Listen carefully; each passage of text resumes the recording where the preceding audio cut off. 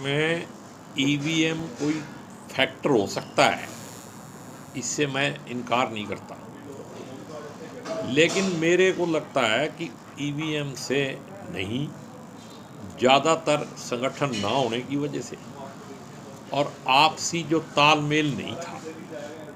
जो senior leader थे उनकी आपस में इवन बातचीत भी नहीं होती थी और उसी को लेके लोगों में गलत मैसेज चला गया और उस मैसेज को बीजेपी ने भुनाया। उन्होंने पूरी तरह से उसका नरेटिव बनाया और उस नरेटिव से नुकसान हुआ है। अब अपने आप को बचाने के लिए अध्यक्ष जी कुछ और कह रहे हैं, प्रभारी जी कुछ और कह रहे हैं, और मैं तो पहले बता चुका हूँ कि जब आप मैं बीच में रखोगे तो फिर पार्टी का नुकसान होगा ही होगा। यहाँ इलेक्शन मैं पे ज़्यादा डिपेंड था। आज भी अध्यक्ष जी ने पहले बयान दिया कुछ और बयान था, कल बयान दिया कुछ और है, बावरिया जी उसका खंडन कर रहे हैं। तो फिर पहले सबसे पहले तो इन्हीं की जांच हो जानी चाहिए। पार्टी का इतना बड़ा नुकसान करने के बाद भी उनका बयान ही नहीं, तालमेल ही नहीं है। बाकी तो लीडरों को छोड़ो, जब इनका ही तालमेल नहीं है। और कांग्रेस कहाँ थी, इस बात की भी जांच होनी चाहिए कि कांग्रेस कहाँ थी इलेक्शन स्टेट के अंदर। निराश है, हताश नहीं है, लेकिन निराश है और दिल्ली की तरफ देख रहा है।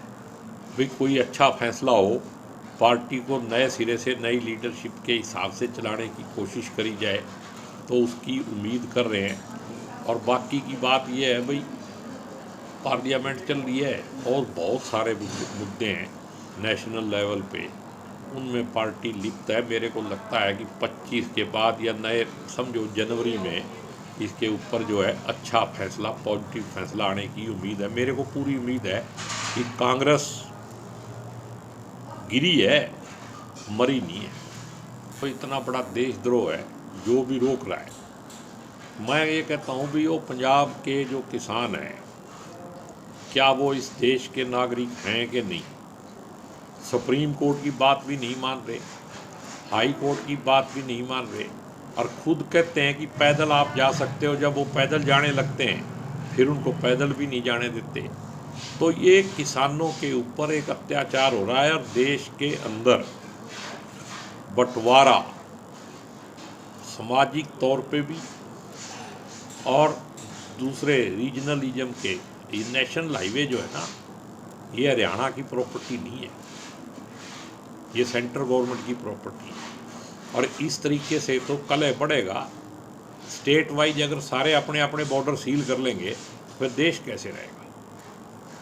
तो ये आरएसएस की पॉलिसी के अनुसार नीतिगत तरीके से किया जा रहा है। जैसे मणिपुर में कर दिया, दूसरी स्टेटों में, यूपी में आपने देखा वोट तक नहीं डालने दिए। महाराष्ट्र में कितना गदर होया, गांव में वोट इतनी और लिगड़ रही है डबल। भी ये फैसला जो है सेशन के बाद ही मेरे को लगता होगा।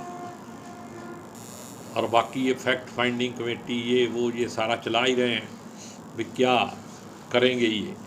लेकिन मेरे को लगता नहीं है कि फैक्ट फाइंडिंग वाले भी सही दिशा में। अब तो फैक्ट फाइंडिंग छोड़ के सबको सबका पता है।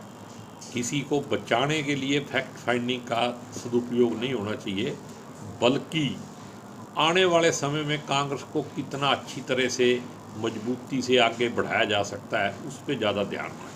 तो क्या कारण है सर, किसे बचाने की कोशिश कर रहे हैं? जो जिम्मेदार हैं और जो अपनी जिम्मेदारी नहीं ले रहे हैं उन्हीं को बचाने की कोशिश हो रही होगी।